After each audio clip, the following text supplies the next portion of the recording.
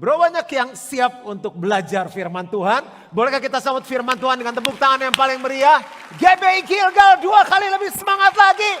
And shout hallelujah. Kita masih di More of God bagian yang ke-10. Semuanya bilang wow. Dan topiknya adalah tentang appointment. Nah, appointment seringkali kita berpikir itu janji. Appointment banyak sekali artinya kalau kita klik di kamus bahasa Inggris. Tapi appointment yang saya maksud itu punya 3 pengertian. Yang pertama adalah penunjukan. Yang kedua adalah penetapan. Yang ketiga adalah pengangkatan. Ditunjuk, ditetapkan, diangkat. Itu 3 arti dari appointment. Nah, mengapa kita belajar terus seri More of God, ini bagian yang ke-10. Tujuannya supaya kita mengalami bahwa Tuhan kita bukan Tuhan yang biasa-biasa saja. Kita bisa mengalami Tuhan yang lebih lagi. Tuhan yang lebih lagi. Sehingga kita tuh bergairah sekali dalam pengiringan kita kepada Tuhan. Nah, waktu kita mengalami Tuhan yang lebih lagi, tujuannya itu supaya kita bisa memberkati banyak orang. Dan kita bisa memuliakan Bapa di surga. Ada ayat kunci yang kita baca sepanjang seri ini. Efesus 3 ayat 20-21. Bagi dialah yang dapat melakukan jauh lebih banyak daripada yang kita doakan atau pikirkan. Seperti yang ternyata dari kuasa yang bekerja di dalam kita. Ayat 21 kita baca sama-sama 2-3. Bagi dialah kemuliaan di dalam jemaat dan di dalam Kristus Yesus turun-temurun sampai selama-lamanya. Kalau kita mengalami Tuhan yang lebih lagi, tujuannya memberkati banyak orang dan memuliakan Tuhan. Langsung masuk tentang appointment. Dalam hidup kita, kalau kita pelajari Alkitab, ada banyak sekali Tuhan menetapkan sesuatu yang harus kita lakukan di dalam kehidupan kekristenan kita. Entah kita pebisnis, ibu rumah tangga, pendeta, dimanapun Tuhan taruh kita, ada ketetapan yang harus kita jalankan. Nah, biar lebih mengerti ketetapan, kan kita suka kita tinggal di Indonesia itu ada ketetapan presiden nomor sekian, ketetapan menteri. Misalnya ketetapan bahwa orang yang habis berwisata ke luar negeri harus menjalankan misalnya karantina 10 hari. Katanya mau ada dengar kabar mau ditambah, nah kita nggak tahu, ngikutin aja mau jadi 14. Kemarin sempat ke 3 hari gitu kan. Nah, kalau kita melanggar ketetapan itu ada konsekuensi yang harus kita jalani. Yuk kita lihat, ini satu contoh ketetapan yang Tuhan taruh. Kalau kita hidup dalam ketetapan ini kita akan mengalami more of God. Yohanes 15 ayat 16. Bukan kamu yang memilih aku, ini Tuhan yang ngomong ya. Bukan kamu yang memilih aku, tetapi akulah yang memilih kamu. Dan aku telah menetapkan kamu, ada kata menetapkan, supaya kamu pergi dan menghasilkan buah. Dan buahmu itu tetap supaya apa yang kamu minta kepada Bapa dalam namaku diberikannya kepadamu. Kita suka potong jalur, main ambil ayatnya aja di bawah. Supaya apa yang kamu minta kepada Bapa dalam namaku diberikannya kepadamu. Loh, kok belum nerima sih? Kita bypass, kita potong yang di atas-atasnya. Nanti sementara saya jelaskan di board, mungkin ayat ini bisa tampil di sini. Baru kiri kanannya kalau mungkin yang papan tulis. Tapi yang mana aja boleh deh. Yuk saya coba gambar ya. Ini akan membuat kita lebih jelas. Ini tulis judul dulu, tulis judul. Kangen banget sama papan tulis ini. Appointment. Jadi ini Tuhan misalnya saya lambangkan dengan salib. Tuhan bilang sama kita, ini saya gambar dulu Juan Mogi. JM. Jadi Tuhan bilang aku yang memilih kamu, memilih Juan Mogi, memilih kita semua yang ikut kebaktian online untuk kita pergi. Dia bilang pergi. Loh, Tuhan ini baru berapa kali kebaktian onsite, masa disuruh pergi. Nah, ada 7 gunung, 7 mountains, area di mana Tuhan taruh kita. Kalau misalnya kita ibu rumah tangga atau kita misalnya punya keluarga, kemanapun kita pergi, lagi imlekan lah, lagi berkunjung, itu tempat yang Tuhan suruh kita pergi. Kita nanti pulang dari gereja ke rumah, itu gunung. Jadi saya tulis yang pertama adalah keluarga. Yang kedua untuk kita yang bisnis. Itu adalah gunung di mana Tuhan suruh kita pergi ke sana. Tempat pekerjaan kita. Lalu area rohani. Seperti saya ada di gereja, Tuhan tetapkan saya di sini. Pergi ke gereja. Lalu ada area apalagi yang namanya seni, ya, misalnya entertainment. Lalu ada daerah yang namanya atau gunung yang namanya media. Sekarang zamannya semua media. Apalagi pemerintahan, di politik. Dan satu lagi pendidikan, sekolah, kampus dan lain-lain. Pendidikan. Jadi Tuhan telah menetapkan kita supaya kita pergi. Pergi kemana? Ke 7 gunung ini. Pergi untuk menghasilkan apa? Buah. Nah, untuk bisa lebih membayangkan saya gambar pohon. Maafkan gambar saya.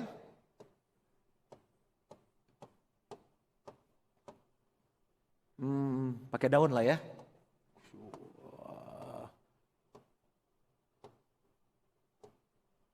Pohon yang benar dan sehat dia akan menghasilkan buah. Saya gambar buahnya. Kurang jelas kok, daun sama buah mirip ya. Oke, ini buah. Nah, Tuhan telah menetapkan kita supaya kita pergi ke sini, ke 7 bidang ini dan menghasilkan buah. Buahnya apa sih? Ada banyak buah, tapi saya coba bahas misalnya buah roh. Kalau mau mengalami more of God harus melewati proses ini. Buahnya nih kita tulis ya. Buah roh ada berapa ya Bapak Ibu Saudara? 9, oke. Cepat ya kebaktian ini tuh, berapa 9? Tadi yang kebaktian sebelumnya 5 berapa, tapi gak apa-apa. Mungkin sering baca Alkitab ya kebaktian ini ya. Gak jawab tapi tepuk tangan biar gak ketahuan ya. Iya Pak Haryanto bilang 9 ya, saya 9 lah pastor. Oke kita coba lihat. Ini kan ada di lagu ya. Saya coba tuliskan ini, kenapa sih gak pakai PowerPoint supaya kita bisa ngikutin pelan-pelan, pulang bisa diingat. Yang pertama apa? Kasih sukacita, damai sejahtera. Udah ya, sabar. Kebaikan, sabaran kebaikan, kemurahan, kesetiaan, kelemah lembutan. Ya ampun luar biasanya, gemes kebaktian ini. Terus saya banget nih, itu lihat makanan, pengendalian diri. Penguasaan diri kali ya, penguasaan diri. Jadi kenapa banyak kita belum mengalami more of God? Mungkin udah pergi di bisnis, udah pergi di media, wah dia top banget sekali posting, 2 juta yang like, reelsnya 10 juta yang like. Tapi orang melihat buah ini enggak. Supaya kamu pergi dan menghasilkan buah dan buah ini tinggal tetap. Begitu buah ini ada, orang lihat hidup kita pasti tertarik. Nah, disinilah dihasilkan yang namanya murid. Kekristenan kita berhasil saat kita bisa memultiplikasi diri kita. Kemanapun Tuhan taruh Juan Mogi, lahir Juan Mogi yang baru. Itu loh kekristenan yang benar. Jadi ini mungkin bukan jenis khotbah yang disukai oleh banyak orang, tapi ini khotbah yang membawa kita masuk kepada apa yang Tuhan mau. Saya simpulkan sekali lagi, maaf kalau berulang-ulang. Jadi Tuhan telah menetapkan kita supaya kita pergi ke 7 gunung. Supaya kita menghasilkan buah. Buahnya apa? Buah roh. Hasil dari buah roh ini orang lihat hidup kita mau ikut Tuhan dan mereka jadi murid. Baru kita berhak baca ayat yang berikutnya. Dikatakan apa? Supaya apa yang kamu minta kepada Bapa dalam namaku diberikannya kepadamu. Nah, ada 2 hal. Kaget ya, aku juga kaget. Ada 2 hal yang menghalangi kita mengalami more of God. Yang pertama apa? Self disqualification atau diskualifikasi diri. Nah coba kita lihat dari 2 contoh hamba Tuhan. Yang pertama Musa. Musa tuh lagi enak bisnis, ngembalakan kambing domba. Lalu tiba-tiba Tuhan menampakkan diri lewat semak belukar yang menyala. Tapi tidak terbakar, gak dimakan api. Tuhan bilang sama Musa gini, Mus, kamu ke Mesir, kamu selamatkan umatku yang aku sayang. Mereka ditindas, mereka dianiaya, bawa keluar. masuk ke Kanaan, sebuah tempat yang berlimpah susu dan madunya. Itu bicara mengenai sebuah keadaan dalam hidup di mana janji Tuhan digenapi dalam hidup kita. Jadi Tuhan lagi kasih kita appointment, menunjuk, mengangkat, menetapkan GBI Gilgal untuk menyelamatkan banyak orang, membawa mereka masuk ke dalam Kanaan. Ini kan aduh keren banget kan. Kalau misalnya Tuhan ngomong langsung sama kita, kita bilangnya apa? Yes Lord, siap Tuhan, kan harus gitu. Tapi coba aduh Musa. Dalam Keluaran 4, kalau mau baca panjang dari ayat 10-13 dia bilang ini. Lalu kata Musa kepada Tuhan, Tuhan. Saya pikir-pikir apa dia orang Batak kan pakai Coba saya baca pakai logat Sumatera. Tuhan, aku ini tidak pandai bicara, dahulu pun tidak, dan sejak engkau berfirman kepada hambamu pun tidak, sebab aku berat mulut dan berat lidah. Tuhan dilawan nama dia. Saya berharap hari ini setiap kita mengatakan, yes Lord, siap Tuhan. Lah kan kalau kita nyuruh orang, kan saya ada tim di kantor kan, ada bagian A, bagian B. Saya bilang gini, bikin Natal. Terus dia bilang pakai apa? Ya bikin Natal. Nah ntar dekornya pakai apa? Ntar seragam PW-nya pakai apa? Ntar latihannya mereka dikasih makan daun apa? Kan di seberang banyak daun tuh, ada kolam, ada rawa, dicopot-copot. Kan gak mungkin disiapkan budget. Kalau Tuhan suruh kita, dia tahu kita sanggup dan dia cukupkan semuanya. Lagi contoh, ini Gideon. Hakim-Hakim 6 ayat 15. Sama juga. Tetapi jadi Gideon disuruh menyelamatkan bangsa Israel. Coba lihat ya. Tetapi jawabnya kepadanya, Tuhanku, pakai lagi. Dengan apakah akan kuselamatkan orang Israel? Ketahuilah kaumku adalah yang paling kecil di antara suku Manasye. Dan aku pun seorang yang paling muda di antara kaum keluargaku. Self disqualification, merasa dirinya nggak bisa. Jadi kalau ada orang-orang termasuk saya yang ditaruh di 7 gunung ditetapkan Tuhan dan hidup cuma untuk diri sendiri, untuk kita sukses bagi nama kita sendiri, sebenarnya kita akan mengalami yang namanya less of God, bukan more of God. Kuncinya ngatasi diskualifikasi diri apa sih? Saya orang yang seperti itu dulu. Akhirnya saya bilang sama diri saya sendiri bilang begini. Juan Mogi, firman Tuhan berkata kamu itu ditenun oleh tangan Tuhan sendiri sejak kamu di dalam kandungan ibumu. Jadi kalau ada orang yang ngomong sipit, engkau sipit, celengan babi, dia urusan sama Tuhan. Karena firman Tuhan bilang kejadianku dahsyat dan ajaib. Aku tidak hidup dari apa kata orang, aku tidak hidup dari apa diriku sendiri, aku hidup dari apa kata Tuhan. Selesai, udah. Jadi di depan saya berdiri di depan orang-orang yang luar biasa. Coba tepuk tangan yang luar biasa dulu untuk Tuhan yang luar biasa. Shout hallelujah. Kejadianku dahsyat dan ajaib. Dimanapun Tuhan taruh kita mulai hari ini 5 Desember 2021. Hidup kita akan menghasilkan buah dan buah itu tinggal tetap. Yang kedua, nah ini yang saya mau bahas lebih dalam. Disappointment. Disappointment atau kekecewaan. Ini saya coba pindah ke halaman yang berikutnya. Jadi kalau kita lihat tadi kata appointment, ini kan penunjukan, pengangkatan, penetapan kan. Lahirlah kata yang namanya disappointment. Disappointment ini adalah saat kita melakukan appointment, di tengah jalan nggak sesuai harapan. Makanya orang kecewa, disappointment itu kecewa. Jadi definisi kecewa adalah pengharapan nggak sesuai dengan kenyataan. Itu kecewa. Siapa yang di sini pernah kecewa? Yang lagi kecewa? Yang berpikir nggak mungkin lah selesai. Orang udah di Gilgal masa bisa kecewa? Siapa yang yakin kita nggak akan kecewa setelah ada di Gilgal? Pasti bisa kecewa karena pengharapan nggak sesuai dengan kenyataan. Tapi waktu kita kecewa, kita nggak bisa ngalami more of God.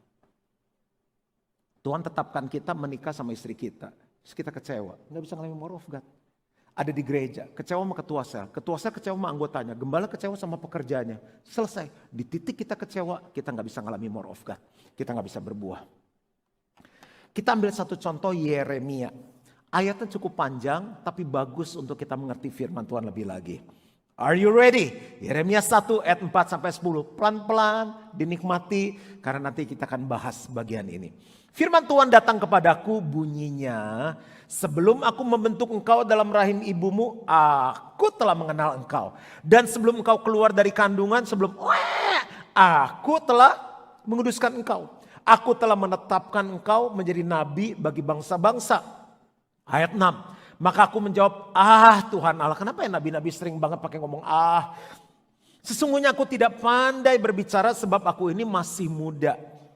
Tetapi Tuhan berfirman kepadaku, janganlah katakan aku ini masih muda.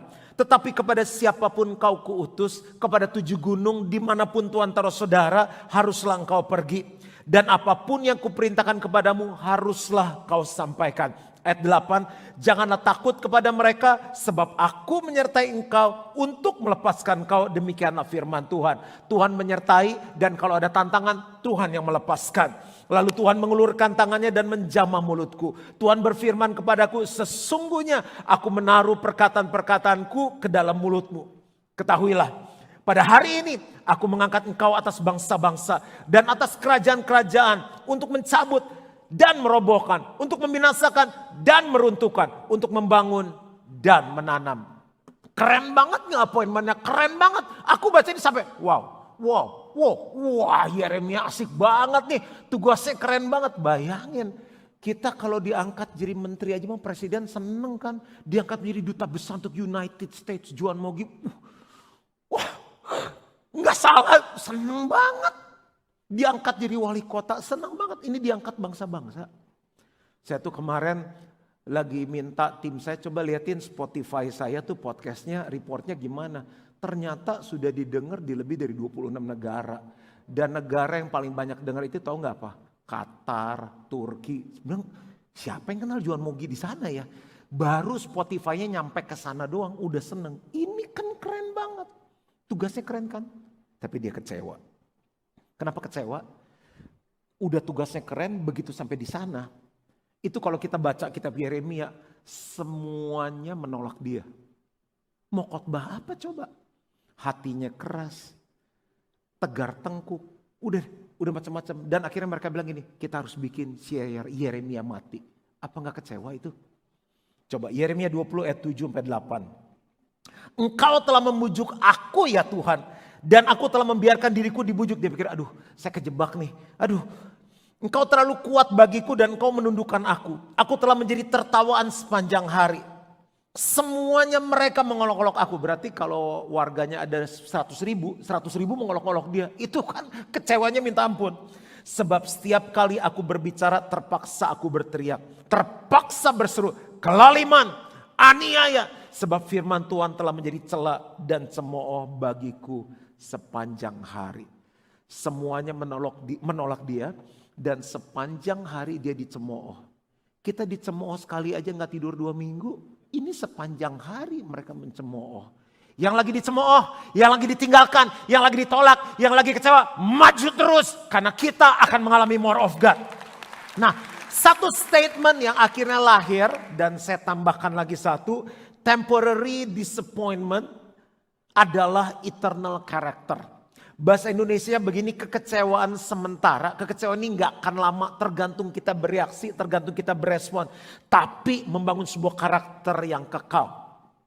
Semakin kuat karakter kita, listen to this church, dengarkan baik-baik gereja Tuhan. Semakin kuat karakter kita, Tuhan bisa mencurahkan semakin banyak dalam hidup kita. Yang mau ngalami more of God, mana tangan-tangannya? Siap-siap kecewa. Kalau kecewa jangan marah, jangan tinggalkan Tuhan, jangan sedih, maju terus. Roma 5 ayat 3-5. Ini menarik sekali firman Tuhan. Nanti saya jelaskan pakai gambar. Dan bukan hanya itu saja, kita malah bermegah, berbangga, bersukacita dalam kesengsaraan kita. Karena kita tahu bahwa kesengsaraan itu menimbulkan apa? Ketekunan, kecewa tuh sengsara loh. Ini di tengah krisis masa bisnis jadi begini sih, terpuruk, katanya Tuhan hidup. Aku udah melayani, udah ke gereja, tenang om, tante. Itu sementara, itu sementara. Kita lagi dikuatin karakternya.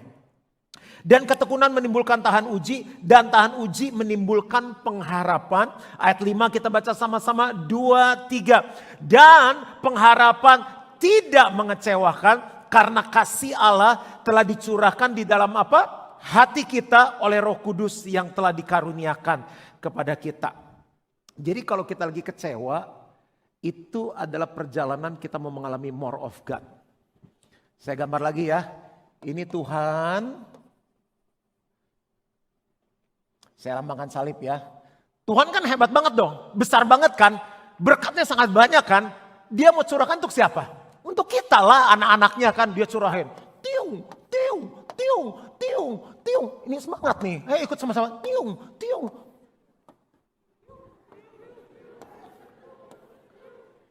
Wah kalau nyanyi semangat. Anggur. Om droplet. Nyanyinya gitu, tapi kalau kembali kehidupan sehari-hari letoy. Nah ini berkat turun banyak, kenapa kita nggak dapat apa-apa? Karena perlu ada yang namanya kontainer untuk nampung. Ini namanya karakter. Jadi orang bisa duduk di gereja yang sama, yang satu maju, yang satu dipakai Tuhan hikmahnya luar. Kenapa? Karena dia punya karakter yang siap menampung itu. Nah kalau karakter nggak diberesin dia bocor-bocor. Nih bocor. Jadi tiung, ya bolong, tiung, ya bolong. Yang kecipratan di bawahnya. Orang yang di bawah dia bisa lebih maju dari dia. Karena karakternya kuat. Ya, jadi nih lagi kecewa. Kecewa loh, tepuk tangannya begini. Maksudnya di atas. Nah ini dong. Ini harus semakin kecewa, kita bertahan, merespon dengan baik, semakin kuat. Semakin kuat. Semakin kuat. Enak juga nih papan tulis baru. Semakin kuat. Jadi begitu berkatnya turun lagi. Sama-sama 2, 3. Cium, cium, cium, cium. Nggak bocor. Yang suka berespon salah tahu nggak siapa? Bukan di kebaktian ini. Orang punya duit. Tanya berapa harga kita beli. Dijahatin kompetitor, dibeli lu perusahaannya. Orang punya pangkat. Enggak semuanya ya. Orang yang berkuasa, orang pintar. Ayatnya ada, cuma enggak sempat buka. Dia jahat, gimana lebih jahat dari dia? Gitu. Dan yang lebih parah gini, sebelum dia makan kita makan dia dulu. Jadi lebih jahat dari dia. Kalau dikecewain, jangan bereaksi salah. Begitu bereaksi salah, bocor. Yang harus kita lakukan apa? Kuatkan karakter kita. Wah.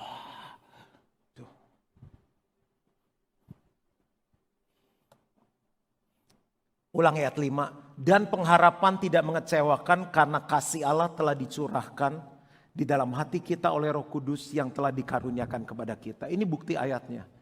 Ada 2 kata dicurahkan. Yang kedua apa tadi? Dikaruniakan. Dicurahkan dan dikaruniakan. Makanya statement yang tadi saya tuliskan, semakin kuat karakter kita, Tuhan bisa mencurahkan semakin banyak dalam hidup kita. Saya akan tutup dengan hal ini, bagaimana sih mengatasi kekecewaan. Kalau udah terlanjur kecewa, yang pertama berseru kepada Tuhan. Cry out to God.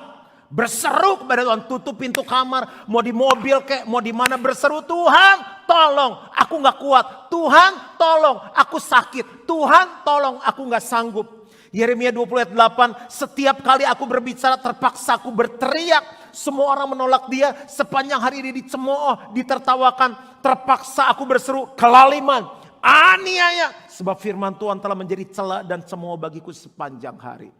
Kenapa berserunya kepada Tuhan? Karena orang yang kecewa waktu dia berseru keluar dari hati yang pahit, yang kotor. Yang keluar juga kotor. Kalau yang keluar kotor, yang lain terpengaruh kotor. Kasihan, istri kecewa sama suami. Bingung ngomong siapa, anjing gak bisa ngomong, kucing gak bisa ngomong. Dia panggil anak, duduk semuanya. Mau makan, dengerin mami. Lu tahu bapak lu, kucing cewek aja dia lirik. Wah keluar semua, 3 anak jadi pahit semuanya. Mendingan bersuruh kepada Tuhan. Terus yang lebih parah lagi gini, kalau kita kumpul sama yang positif, orang positif juga dengerin gitu gak bisa ngapa-ngapain. Paling ngomongnya apa? Oh gitu, be strong bro. Aduh kasihan lu ya, aduh lagi sial kali, gitu doang. Dan yang akhirnya terjadi apa? Itu seperti magnet, tahu the law of attraction, narik orang-orang yang pahit. Kan yang orang yang suka gosip kumpul sama yang gosip kan, orang kecewa narik orang kecewa. Jadi temannya bilang gini, lu udah berapa tahun gini? 5 tahun. Gue baru 5 tahun, gue 25 tahun. Jadi kita harus tambah kuat, 25 tahun. Mati aja gue. Orang 5 tahun udah gak kuat, dia 25 tahun. Serba salah kan? Berseru ke anak salah, berseru kemana salah, berseru kepada Tuhan.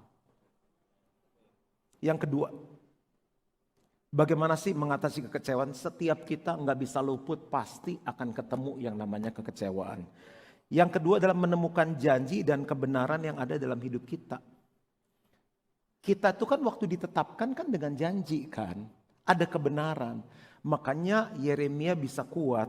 Karena dia balik ke Yeremia 1 yang kita baca tadi. Saya kutip 2 ayat aja. Ayat 8, janganlah takut kepada mereka. Sebab aku menyertai engkau untuk melepaskan kau. Demikianlah firman Tuhan. Lalu Tuhan mengulurkan tangannya dan menjamah mulutku. Tuhan berfirman kepadaku, sesungguhnya aku menaruh perkataanku ke dalam mulutmu. Ayat 10 ini dahsyat. Ini yang membuat Yeremia kuat tahun demi tahun demi tahun. Nggak ada yang bertobat. Capek lah jadi pendeta begitu. Ketahuilah pada hari ini aku mengangkat engkau atas bangsa-bangsa dan atas kerajaan-kerajaan. Untuk mencabut dan merobohkan. Untuk membinasakan dan meruntuhkan. Untuk membangun dan menanam.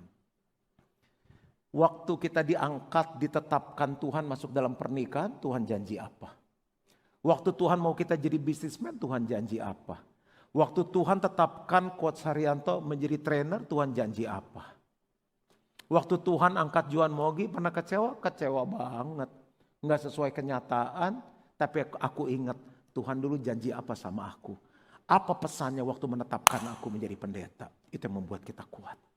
Yang ketiga, yang terakhir dan saya selesai di sini. Ini keren banget sih. Sangat keren. Hidup dari dalam keluar, bukan dari luar ke dalam. Dalam sekali pastor, memang dalam. Hidup dari dalam keluar, bukan dari luar ke dalam. Yeremia 20 ayat 9-11 dan saya undang teman-teman praise and worship menolong saya di depan. Ini dia lagi kecewa nih ya. Sambungan dari ayat 8. Tetapi apabila aku berpikir aku tidak mau mengingat dia. Dan tidak mau mengucapkan firman lagi demi nama. Udah dah, gak mau pelayanan lagi. Gak mau khotbah lagi. Gak mau menikah lagi misalnya. Gak mau bisnis lagi. Maka dalam hatiku, dengar baik-baik. Ini inside out. Maka dalam hatiku ada sesuatu yang seperti api. Yang menyala-nyala. Terkurung dalam tulang-tulangku. Aku berlelah-lelah untuk menahannya, tetapi aku tidak sanggup. Karena yang di dalamnya kuat banget, kenceng banget daripada cemooh atau aniaya yang datang. Aku telah mendengar bisikan banyak orang. Kegentaran datang dari segala jurusan. Adukanlah dia, kita mau mengadukan dia. Semua orang sahabat karibku mengintai aku, apakah aku tersandung jatuh. Bayangin, teman sendiri mau sikat dia. Barangkali ia membiarkan dirinya dibujuk sehingga kita dapat mengalahkan dia dan dapat melakukan pembalasan kita terhadap dia. Ayat 11, dengarkan ini baik-baik ayat terakhir. Tetapi Tuhan menyertai aku. Tetapi Tuhan menyertai jemaat GBI Gilgal seperti pahlawan yang gagah. Sebab itu orang-orang yang mengejar aku akan tersandung jatuh dan mereka tidak dapat berbuat apa-apa. Mereka akan menjadi malu sekali sebab mereka tidak berhasil. Suatu noda yang selama-lamanya tidak terlupakan. Saya berdoa biar gambar terakhir ini bisa membuat Bapak Ibu Saudara ingat terus untuk live from the inside out. Ini kita, saya lambangkan Juan Mogi.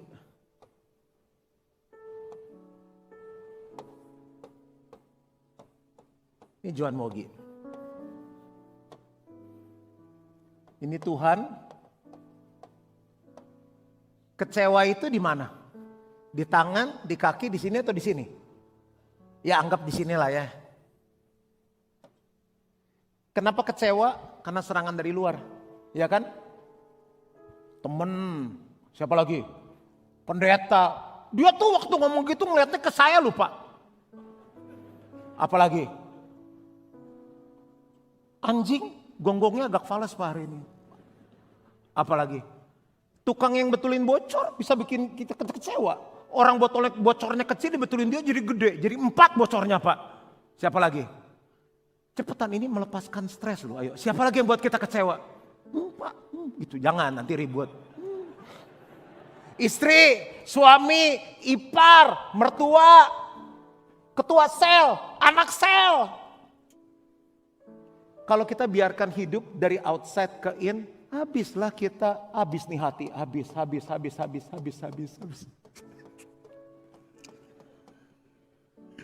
Belum kena COVID udah habis. Tapi firman Tuhan bilang apa? Hidup dari dalam keluar. Dia bilang, waktu aku mau berhenti khotbah, waktu aku mau berhenti pelayanan, di dalam tuh kayak ada sesuatu yang aku gak bisa tahan, membuat aku terus untuk maju.